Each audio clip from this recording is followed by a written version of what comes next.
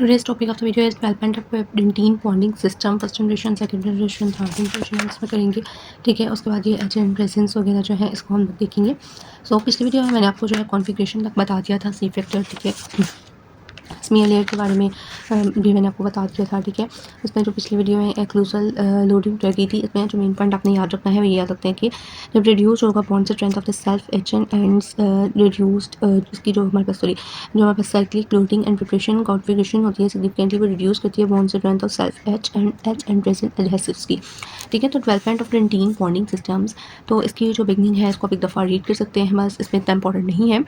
सो इसमें हमारे पास जो है GPDM क्या होता है कि resin containing glyco glycerol phosphoric acid dimethyl acrylate हमारे पास आ जाते हैं।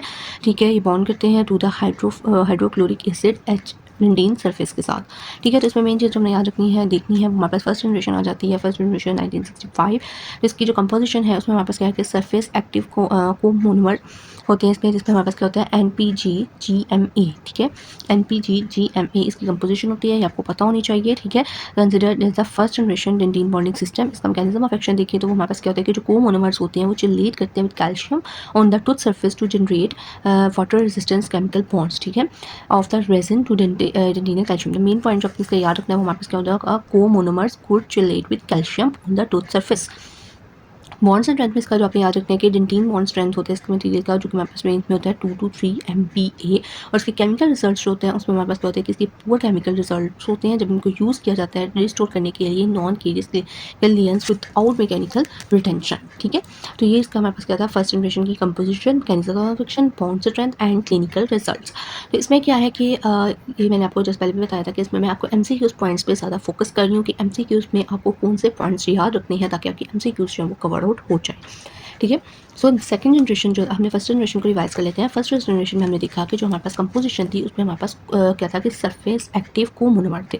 क्या थे? कोमोनोमर्स थे, NPG-GMA। ठीक है, और मैकेनिज्म ऑफ एक्शन में क्या था कि कोमोनोमर्स जो थे वो क्या कहते थे, chelate with calcium ion with calcium on the tooth surface. ठीक है, और जो बॉन्ड स्ट्रेंथ था उसमें हमारे पास क्या था, 2 to 3 MPa सिर्फ। ठीक है, तो क्लिनिकल रिजल्ट इसका होता है वो हमारे पास पुअर क्लिनिकल रिजल्ट्स थे जब इनको हम लोग यूज़ कर रहे थे रिस्टोर करने के लिए non case clinical lesions without mechanical retention, तो पुअर क्लिनिकल रिजल्ट्स होंगे। अच्छा, सेकंड जनरेशन जो थी, फर्स्ट जनरेशन मैंने आपको पीछे बताया भी था, जो हमने टेबल किया था उसमें मैंने आपको बताया था, वो भी आप देख सकते हैं कि हम कौन से थे, क्या करते हैं उसमें हम। और सेकंड जनरेशन जो होती है उसमें हमारे पास क्या आ जाता है कि वो हमारे पास में कंपोजिशन में फॉस्फेट एस्टर मटेरियल आता है, यानी कि phenyl P and hydroxy ethyl methacrylate HEMA in ethanol जो होगा वो हमारे पास सेकेंड जनरेशन में आएगा। इसका मैकेनिज्म ऑफ एक्शन क्या होता है कि पोलर इंट्रैक्शन करती है बिटवीन द नेगेटिव चार्ज जिसमें फॉस्फेट ग्रुप्स आ जाते हैं in the resin and positive charge calcium ions in the smear layer. तो दिस इज योर MCQ कि हमारे पास इसमें सेकेंड जनरेशन में क्या होता है कि पोलर इंट्रैक्शन होता है किसका, between the negative charge and positive charge. Negative charge में हमारे पास क्या चीज़ आती है, नेगेटिव चार्ज में हमारे पास जो है वो फॉस्फेट ग्रुप्स आ जाते हैं जो कि रेजिन्स में होते हैं, और पॉजिटिव चार्ज में कैल्शियम आयंस आ जाते हैं जो कि हमारे पास स्मीयर लेयर में होते हैं। ठीक है, स्मीयर लेयर भी मैंने डिटेल में आपको पिछली वीडियो में बता दिया था कि उसके MCQ उसकी कंपोजिशन में क्या क्या पॉइंट्स पूछे जा सकते हैं। अच्छा, जिसमें स्मीयर लेयर जो होती है वो हमारे पास वीकेस्ट लिंक बनता है इन द सिस्टम, क्योंकि इनकी अटैचमेंट होती है इसकी डेंटिन सर्फेसिस के साथ, जिसकी वजह से इसका वीकेस्ट लिंक होता है। ठीक है, उसके बाद हमारे पास आ जाता है इसके बॉन्ड नेम्स कहना है वो अपने नहीं करने। उसके बाद बॉन्ड स्ट्रेंथ अपनी करनी है। बॉन्ड स्ट्रेंथ इसकी देखें तो उसमें हमारे पास क्या होता है, इन विट्रो बॉन्ड स्ट्रेंथ होती है वो हमारे पास 1 to 5 MPa थी। जो हमारे पास फर्स्ट जनरेशन थी उसकी हमारे पास बॉन्ड स्ट्रेंथ कितनी थी, 2 to 3 MPa, और जो हमारे पास सेकेंड जनरेशन है उसकी बॉन्ड स्ट्रेंथ हमारे पास कितनी है, 1 to 5 MPa, 2 to 3 MPa और इसकी 1 to 5 MPa। ठीक है, उसके बाद हमारे पास आ जाते हैं क्लिनिकल रिजल्ट्स। अब इसके क्लिनिकल रिजल्ट्स हम इन विट्रो और इन विवो देखेंगे। इन विट्रो में क्या होता है कि जब हमारे पास आफ्टर 6 months वाज अनएक्सेप्टेबल। ठीक है, क्योंकि bonding material tend to peel from the dentin surface after water storage indicates that interface with interface इसके बाद अनस्टेबल। तो यानी कि जब 6 months के बाद ये क्या होते हैं, इन विट्रो की परफॉर्मेंस देखिए तो अनएक्सेप्टेबल होती है, जबकि इन विवो जो है इसकी परफॉर्मेंस जो है मटीरियल्स की वो हमारे पास क्लिनिकली अनएक्सेप्टेबल होती है 2 years ऑफ द प्लेसमेंट। ठीक है, तो इन विट्रो एडहेसिव जो है इनकी हमारे पास आफ्टर 6 months अनएक्सेप्टेबल, और जो इन विवो हम देखें तो अनएक्सेप्टेबल होती है 2 years ऑफ द प्लेसमेंट। ठीक है। तो MCQs पॉइंट्स आपके ये भी हो गए, ठीक हो गया। इसमें HEME आपने याद रखना है, पोलर इंट्रैक्शन याद रखना है, 1 to 5 MPa याद रखना है। After in vitro, in vivo, in vitro में 6 months बाद unacceptable, in vivo the unacceptable is 2 years of the placement.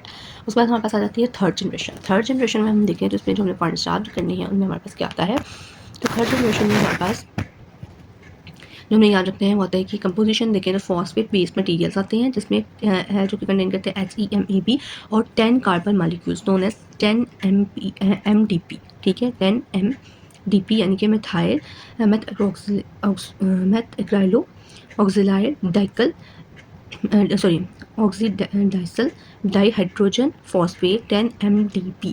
तो आपने इसमें जो याद रखना है, आपको MCQ पूछा जा सकता है। HEMA हमने तो है सेकेंड जनरेशन में भी देखा था, लेकिन उसके साथ हमारे पास क्या था, फिनाइल पी था, ठीक है। यानी कि पूरा जो उसमें फॉर्म बन रही थी वो हमारे पास फॉस्फेट एस्टर मटीरियल बन रहा था, लेकिन यहाँ पे क्या है हमारे पास 10 MDP है। फॉस्फेट बेस्ड मटीरियल किसके साथ, एक 10 MDP और साथ HEMA, ठीक है। तो इसको अगर हम देखें तो ये हमारे पास इसमें क्या होता है कि हाइड्रोफोबिक कंपोनेंट्स होते हैं, ठीक है। इसमें क्या होते हैं, हाइड्रोफोबिक लॉन्ग हाइड्रोफोबिक कंपोनेंट्स होते हैं एंड शॉर्ट हाइड्रोफिलिक कंपोनेंट्स होते हैं। तो हाइड्रोफिलिक कंपोनेंट्स हमारे पास जनरेशन 3 में आएंगे। लॉन्ग जो है वो हाइड्रोफोबिक होते हैं, स्मॉल जो शॉर्ट जो है वो हमारे पास हाइड्रोफिलिक होते हैं। इसका हम मैकेनिज्म ऑफ एक्शन देखें तो उसमें हमारे पास क्या होंगे, phosphoric acid etching of the dentine हमारे पास होती है। तो हमारे पास फॉस्फोरिक एसिड एचिंग डेंटीन, ठीक है। Before the application of phosphate ester type bonding was introduced by the फिर ये करने की जरूरत नहीं है, ठीक है। बस ये चीज़ आपने याद रखनी है, फॉस्फोरिक एसिड एचेंडेंटीन इसके मैकेनिज्म ऑफ एक्शन में आ जाता है। अच्छा, उसके बाद इसकी जो हमारे पास बॉन्ड स्ट्रेंथ आती है, इससे जो हमारे सेकेंड जनरेशन की मैकेनिज्म ऑफ एक्शन में क्या होता है, उसमें हमारे पास पॉजिटिव एंड नेगेटिव चार्ज होते हैं, उनकी पोलर इंट्रैक्शन होती है। और जो हमारे पास फर्स्ट जनरेशन थी, फर्स्ट जनरेशन में हमारे पास को मोनोमर्स जो थे वो चिलेट कर सकते हैं with calcium on the tooth surface, ठीक है। तो ये आपने मैकेनिज्म ऑफ एक्शन तीनों का याद रखना है, आपको MCQs में पूछा जा सकता है। उसके बाद इसमें जो आपको MCQ में पूछा जा सकता है वो हमारे पास क्या आता है कि प्रिजर्वेशन जो होती है मॉडिफाइड स्मीयर लेयर की with slight demineralization of the underlying intertubular dentin surface. Clinical result इसके देखें तो ये हमारे पास मिक्स्ड होते हैं, ठीक है। Some reports of the good performance and some reports the poor performance, तो ये हमने देख लिया इस पर। उसके बाद जो ट्रीटमेंट्स ये देखते हैं दफ़ा की जो ट्रीटमेंट होती है स्मीयर लेयर की विद एसिड प्राइमर्स के साथ और propose using aqueous solution 2.5% malic acid, 55% HEMA and a trace of methacrylic acid जो है वो हम इसमें यूज़ करते हैं इसके ट्रीटमेंट में। तो ये चीज़ आपने एक दफ़ा जो है वो रीड आउट कर लेंगे, बाकी इसमें इतना करने की जरूरत नहीं है, ठीक है। अगर आपको SCQ आए तो आप ये वाले पॉइंट्स लिख के अपने SCQ भी कंप्लीट कर सकते हैं। अगर आपको MCQ में पूछा जाए तो आई थिंक सो कि आपके MCQs हो जाएंगे।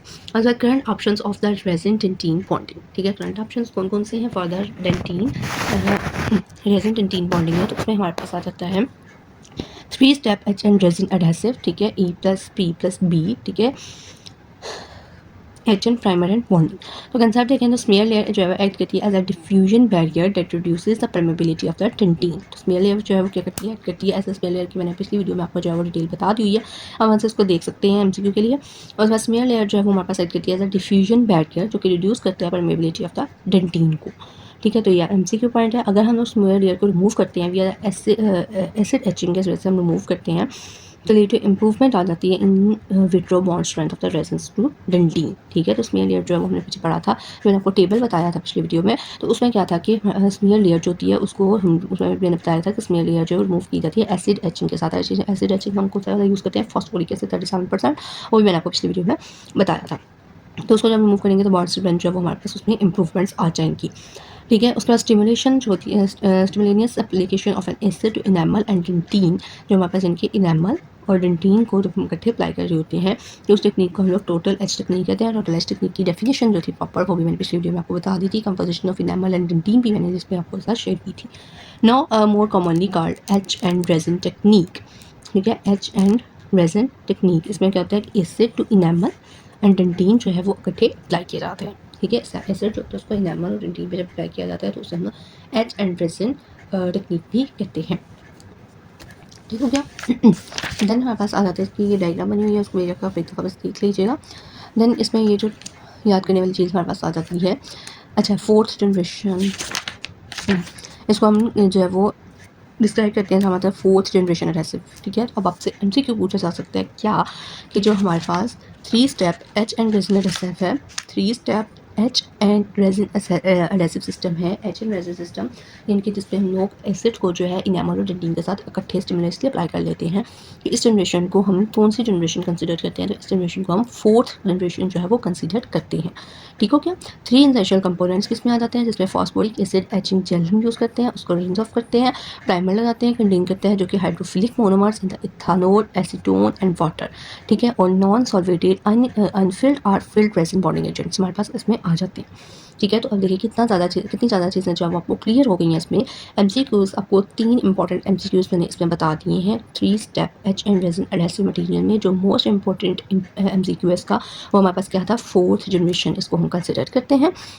जो 3 स्टेप एच है इसको हम लोग टोटल एच एन पी इसमें हमारे पास इसके कह सकते हैं। उसके बाद इस पर जो मेन पॉइंट इसमें हमारे पास आ जाता था वो क्या था कि इसमें जो स्मीयर लेयर होती है वो एक्ट कर रही होती है एज अ डिफ्यूजन बैरियर। ठीक है, तो ये हमारे पास इसके एमसीक्यूज पॉइंट आ गए। उसके बाद ये इसके कंपोनेंट्स इनको एक दफ़ा आपने रीड कर लेना था। मैकेनिज्म ऑफ एक्शन है, इसको भी बस एक दफ़ा रीड कर लें। इसमें से एमसीक्यू इतना ज़्यादा इंपॉर्टेंट नहीं है, एक दफ़ा बस आप इसको रीड दे देंगे। क्योंकि बाकी मैंने आपको जो टेबल है पीछे वाला 15.2 आई थिंक, तो वो मैंने आपको बताया था, वो आपने कर लेना। दैन जो इंपॉर्टेंट चीज़ इसमें हमारे पास आ जाती है, अभी हम 15.3 में इसको जो है वो डिटेल में तो ऐसे एग्जाम्पल्स के साथ भी देख लेंगे। ठीक है, ये जो टेबल बना हुआ है वो मैं आपको बाद में बताती हूँ। पहले हम इसको डिटेल में देख लेते हैं, जो कि जिससे हमारे एमसीक्यूज एससीक्यूज जो है वो कवर आउट हो। 2 step etch and resin adhesives. ठीक है, इसमें हमारे पास क्या होगा, इसके कंसेप्ट में अगर हम देखते हैं तो इसमें हमारे पास क्या आता है कि 2 step etch and resin adhesive material में देखें तो इसको हम लोग 5th जनरेशन कहते हैं। ये भी मैंने आपको पिछली वीडियो के टेबल में ही बताई थी चीज़ें। ठीक है, तो 5th जनरेशन एडहेसिव्स आ जाते हैं। ठीक है, they are sometime called as the one bottle system. अब देखिए एमसीक्यू पॉइंट्स हैं या एज अ वाइवा पॉइंट्स हैं जो कि आपसे पूछे जाएंगे, इनको आप याद कर लें इसी वीडियो में साथ साथ आप याद करते जाएं इन चीज़ों को। ठीक है, तो 5th जनरेशन हमारे पास कौन सी है, 2 step etch and resin adhesives. ठीक है, और वन बॉटल सिस्टम कौन सा है, 2 step etch and resin adhesives. ठीक है, because they combine the primer and bonding agent into a single solution. वो पिछला जो हमने पढ़ा था उसमें हमने कहा था 3 स्टेप था, लेकिन उसमें 4th जनरेशन थी और उसमें हम क्या कर रहे थे, एनेमल और डेंटिन के अंदर को में इकट्ठे ही एसिड को अप्लाई कर रहे थे। और इसको हम लोग वन बॉटल सिस्टम क्यों कहते हैं, क्योंकि इसमें हम लोग प्राइमर और बॉन्डिंग एजेंट जो है इन दोनों को इनटू अ सिंगल सोल्यूशन में ले लेते हैं। ठीक है, प्राइमर को और बॉन्डिंग एजेंट को हम सिंगल सोल्यूशन में जब ले लेते हैं, कंबाइन कर लेते हैं, तो इसको हम लोग क्या कहते हैं, इसको हम लोग 2 step etch and resin system भी कह सकते हैं, एंड देन इसको हम वन बॉटल सिस्टम भी कह सकते हैं। और रेफर की जाती है 5th जनरेशन। ठीक है, 5th जनरेशन एडहेसिव्स के तौर पे। और separate etching step still is required. ठीक है, जिससे हम लोग इस वजह से इसको हम लोग ई प्लस प्राइमर पर बॉन्डिंग, प्राइमर और बॉन्डिंग को इकट्ठा लेंगे और एच को अलग स्टेप में हम करेंगे, तो इसलिए इसको हम लोग ई प्लस पी भी कहते हैं। ठीक है, ये चीज़ भी आपकी इंपॉर्टेंट है फॉर द एमसीक्यू। ठीक है, क्योंकि एमसीक्यू इसलिए आप एमसीक्यू जाने के लिए तो हर ट्रिकी वे में आपको एमसीक्यू पता होना चाहिए। बुक पढ़ी होगी तो किसी भी तरह का एमसीक्यू आपको जो है वो क्लियर आउट हो सकता है। एटलीस्ट जो बुक के एमसीक्यूज़ हैं, बुक की लाइन्स हैं, या बुक से एमसीक्यूज़ आ सकते हैं। नॉट अ कंसेप्चुअल की बात मैं नहीं कर रही, सिर्फ बेसिक की बात कर रही हूँ, तो वो आपकी होनी चाहिए। जब आपका पार्ट 1 होता है, पार्ट 1 होता है, बाहर का एग्जाम होता है, पार्ट 1 जिधर भी होता है, तो उसमें हम आपको बेसिक्स ही एमसीक्यूज़ पूछे जाते हैं। ठीक है, तो इसलिए बेसिक्स पे पहले अपनी ट्रिप रखें जब आप बुक पढ़ रहे हैं, और बाद में कंसेप्चुअल जब आप देख रहे हैं तो फिर कंसेप्चुअल लाइक पार्ट 2 के लिए आप करें। ठीक है, ओके, देन ये चीज़ जो इंपॉर्टेंट थी वो मैंने आपको इसमें बता दी। उसके बाद इसका अब हम देखते हैं mechanism of action. Mechanism of action में क्या होगा, प्राइमरी एडहेसिव प्राइमर जो है adhesive single solution in 2 step etch and resin solvents और hydrophilic components from the primer and mix with hydrophobic polymers from the bonding agent. तो इसलिए वो ये है, एक दफ़ा इसको आपने रीड कर लेना। अच्छा जी, इसका जो टेबल है उसको अब हम लोग फर्दर देख लेते हैं।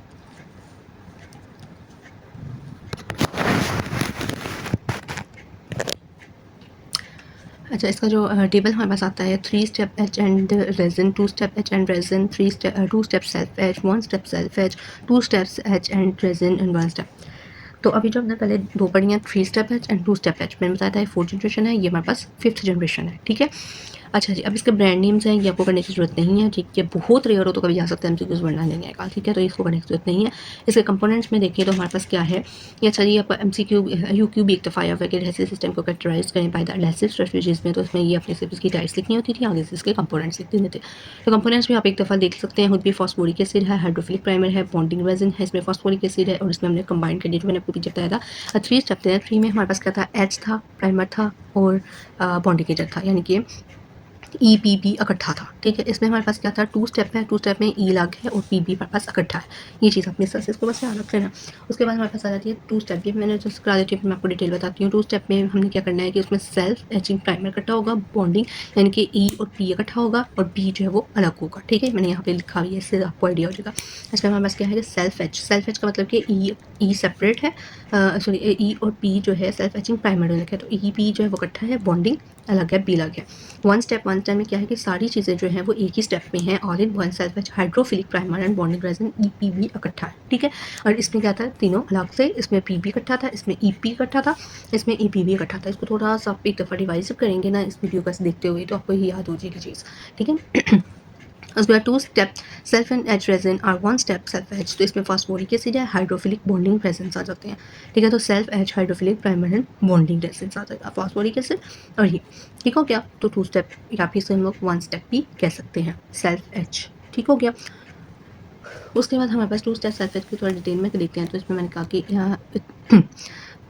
एच और प्राइमर है, बॉन्डिंग अलग है, तो इसमें हमारे पास क्या होगा कि acidic primer include a phosphonated carboxylated resin molecules that perform two functions simultaneously, etching and priming of dentin and enamel, यानी कि etching and priming dentin and enamel की इकट्ठी हुई है। उसके बाद इसके एग्जांपल में हमारे पास SEES बेस्ड यानी कि स्टिमुलेटली वही चीज़ लिखी हुई है कि हम लोग एचिंग एंड प्राइमिंग जो है enamel और dentin की स्टिमुलेटली इकट्ठी करेंगे, incorporating smear plug into the resin tugs जो है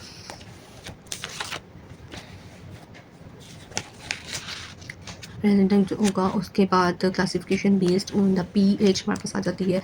पीएच की क्लासिफिकेशन के अकॉर्डिंग देखिए तो इसकी पीएच में डिफरेंसेस आएंगे, ये अपने देख लेंगे, पकड़ने हैं तो कर लें, नहीं तो इतना इंपॉर्टेंट नहीं है। इसके जो ये 3 इसकी जो क्लासिफिकेशंस हैं अकॉर्डिंग टू पीएच, हमारे पास माइल्ड, मॉडरेट एंड एग्रेसिव आ जाती हैं। माइल्ड में क्या होता है, मॉडरेट में क्या होता है और एग्रेसिव में क्या होता है, इसको एक दफ़ा बस रीड कर लीजिएगा।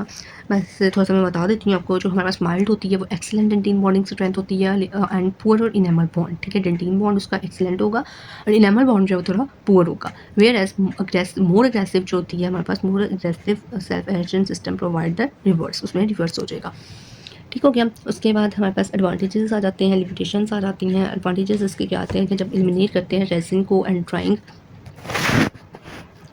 ठीक है, जब हम लोग एलिमिनेट करते हैं रेजिन एंड ड्राई करते हैं स्टेप्स, तो हमारे पास simplifies the bonding technique, possibility जो होती है ओवर वेटिंग की और over drying of the dentin की वो कम हो जाती है।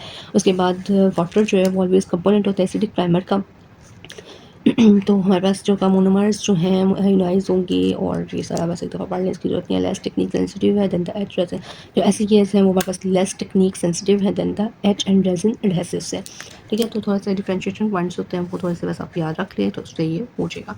उसके बाद लिमिटेशन देखिए तो do not etch the enamel as well as the phosphoric acid, ठीक है। Enamel, if the enamel is not adequately sealed of the enamel margin in vivo may be compromised, तो यानी कि ये do not etch enamel as well as phosphoric acid, तो ये point आपने याद रखना है। उसके बाद enamel bond और stress in the laboratory thermal और ये जो भी रहने दें इम्पोर्टेंट नहीं है। स्ट्रॉन्ग वन से कंटिन्यू डीमिनलाइजेशन ऑफ एडजस्टमेंट डेंटिन की डीमिनलाइजेशन होती है। हाइब्रिड लेयर जो प्रेजेंट होती है वो कम्प्लीटली इनफिल्टर्ड नहीं होती, रेसिव ये भी करने की जरूरत नहीं है, बस इसको एक दफ़ा ये वाली चीज़ जो है इसकी वो देख लेना, ठीक है, बाकी इसमें करने की जरूरत नहीं है। उसके बाद 1 स्टेप सेल्फ एच एडहेसिव्स आ जाते हैं। 1 स्टेप सेल्फ एच एडहेसिव्स में देखते हैं तो उसमें हमारे पास कहते हैं कि H primer and bonding functions delivered in a single solution mechanism of action, इसका देखिए अगर हम तो उसमें हमारे पास क्या होता है कि कंटेन करता है intermediate light cure low viscosity bonding resins to join the composite respirative materials, ठीक है। पीएच देखें तो ऑफ 1 स्टेप एसईएस की इफेक्ट करती है इसकी क्लिनिकल प्रॉपर्टीज़ को, जिसमें हमारे पास bond increasing the dentin bond strength decreases the leakage, ठीक है। लीकेज जो है वो कम हो जाएगी और बॉन्ड स्ट्रेंथ जो है डेंटिन की वो ज़्यादा हो जाएगी, ठीक हो गया। उसके बाद इसकी लिमिटेशन देखिए तो एसिडिक अनरिएक्टेड मोनोमर्स, ठीक है। इसमें हमारे पास लिमिटेशंस जो है उसको अगर हम देखते हैं तो एसिडिक अनरिएक्टेड मोनोमर्स जो हमारे रिस्पॉन्सिबल होते हैं इसके वार्ड में फॉर द इनकम्पैटिबिलिटी, ठीक है। उसके बाद 1 step SES tends to behave as a semi permeable membrane, ठीक है। तो ये देखिए सेमी परमेबल मेम्ब्रेन जो है ये आपका एमसीक्यू पॉइंट है कि एसईएस जो है 1 स्टेप एसईए मैं जो बोल रही हूँ वो क्या है, आई होप आपको पता चल रहा होगा कि सेल्फ एच एडहेसिव्स, ठीक है। तो जो सिंगल स्टेप में होते हैं उसमें हमारे पास क्या होता है सेमी परमेबल मेम्ब्रेन होती है जो कि फैसिलिटेट करती है hydrolytic dehydration degradation of the resin dentin interface, तो ये सेमी परमेबल मेम्ब्रेन के तौर पे बिहेव करते हैं, ये इंपॉर्टेंट है 1 स्टेप एसईएस। उसके बाद बाकी जो है करने की ज़रूरत नहीं है। उसके बाद हमारे पास कुछ आ जाते हैं यूनिवर्सल एडहेसिव्स। यूनिवर्सल एडहेसिव्स जो हैं इनका कंसेप्ट देखते हैं, तो डेंटल जो यूज़ करते हैं डेंटिन एडहेसिव्स। एडहेसिव एडियन कैटेगरीज को में इनको अगर हम देखते हैं,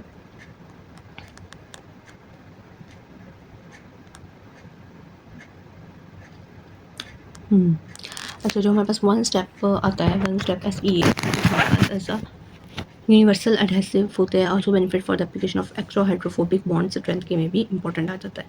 ठीक है, तो ये पॉइंट इसका जो है वो थोड़ा इंपॉर्टेंट है। मेजर डिफरेंस जो आता है between the traditional one step SEAs और यूनिवर्सल। ठीक है, हमारे पास वन स्टेप जो है ये यूनिवर्सल भी होता है और ट्रेडिशनल भी होता है। ठीक है, तो जो इसमें मेजर डिफरेंस आता है वो क्या है कि जो मोस्ट यूनिवर्सल एडहेसिव हैं वो कंटेन करते हैं 10 MDP। ठीक है, which is capable of bonding ionically to hydroxyapatite through the जो नैनोलिट। ठीक है, जो मैंने भी बताया था कि आपको मैनो भी हम पढ़ेंगे। ठीक है, तो इसके बाद इसका जो है ये रिपीट करने की ज़रूरत नहीं है,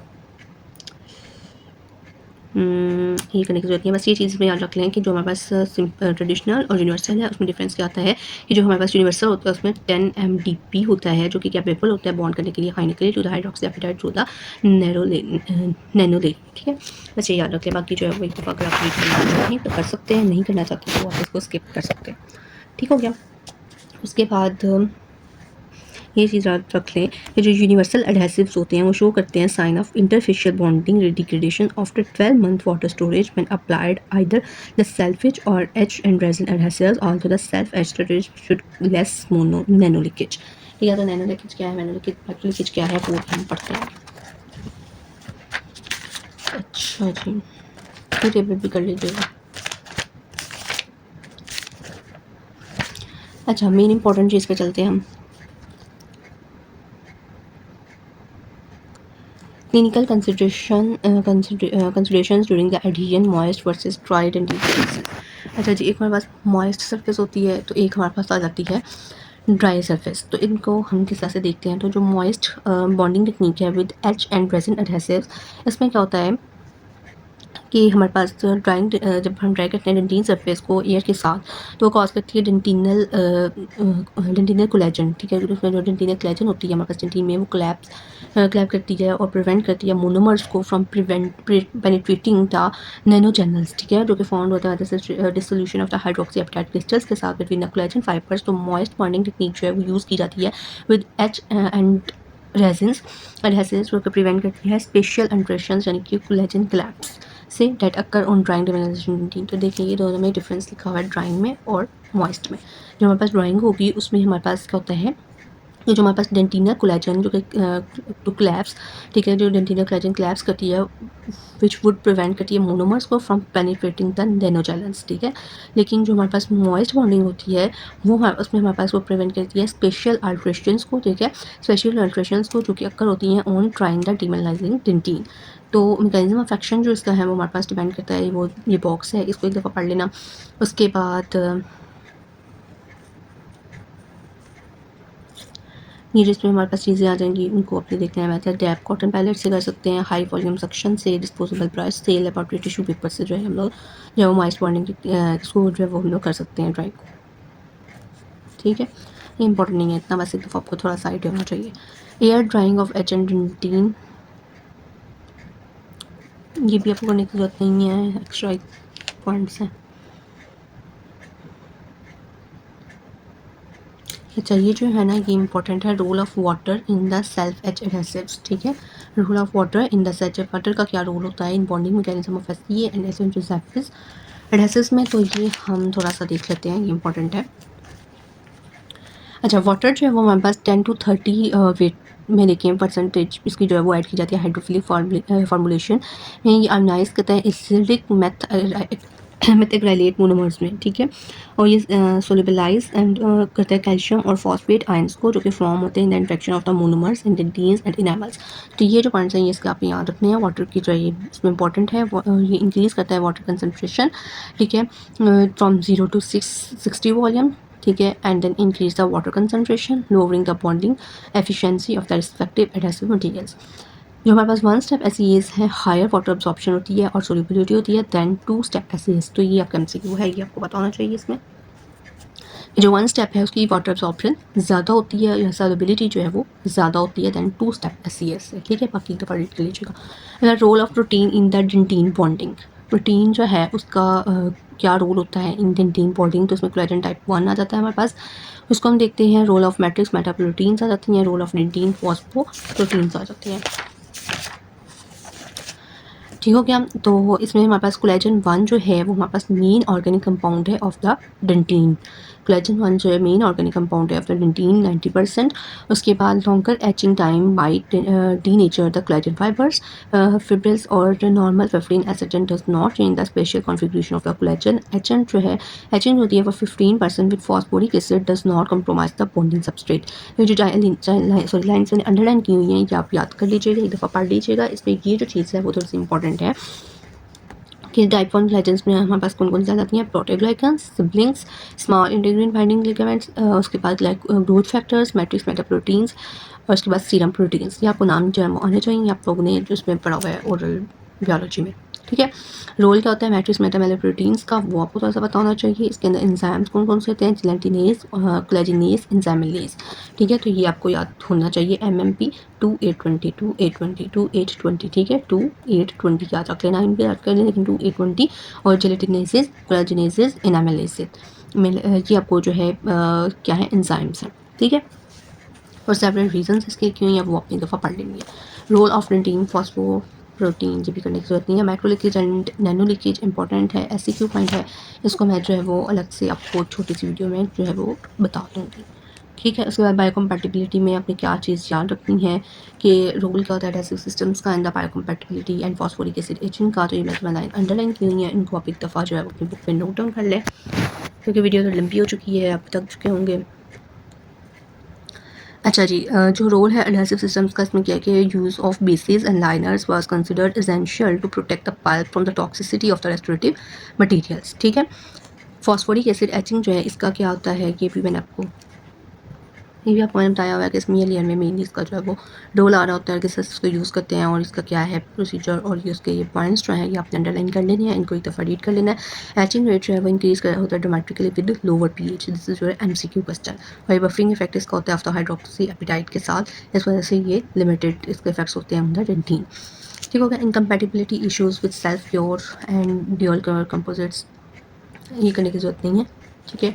expanded clinical indications for dentine adhesive desensitisation adhesion to रूटनल डेंटीन, ठीक है। ये मैं आपको नेक्स्ट वीडियो में बता दूंगी। बाकी जो है बस यही है, ठीक है। रेजिन मैट्रिक्स सिरेमिक्स कौन कौन से होते हैं ये भी वैसे एक दफ़ा रीड कर लेना, पेपर के लिए इंपॉर्टेंट नहीं है। इनडायरेक्ट एडहेसिव रेस्टोरेशंस में क्या आता है, ग्लास मैट्रिक्स सिरेमिक्स, ये वही है जो आपके डेंटल मटीरियल्स में आपने पढ़ा था ना, ये आगे से वही चीज़ें हैं मेनली, ठीक है। तो इनको एक दफ़ा देख लें, अगर इसमें कन्फ्यूजन होती है तो मुझे बता दीजिएगा, मैं भी इस पर भी वीडियो अपलोड कर दूँगी। एक छोटी सी वीडियो जो है वो मैं इस पर शेयर कर दूँगी, और नेक्स्ट वीडियो जो है वो मैं शेयर करूँगी macro leakage and nano leakage की जो है वो एक छोटी सी वीडियो जो है वो मैं अपलोड कर दूँगी, ताकि आपको आइडिया हो जाए कि इसमें MCQ और SCQs कौन से याद करने हैं, ठीक है। वीडियो अच्छी लगे तो ज़रूर लाइक शेयर एंड सब्सक्राइब कीजिएगा अपने फ्रेंड्स में, फैमिलीज़ में, इनको भी फ़ायदा हो जाएगा, आपको भी अच्छी लगी है वीडियो तो ज़रूर कमेंट कर दीजिएगा। थैंक यू सो मच, अल्लाह हाफ़िज़।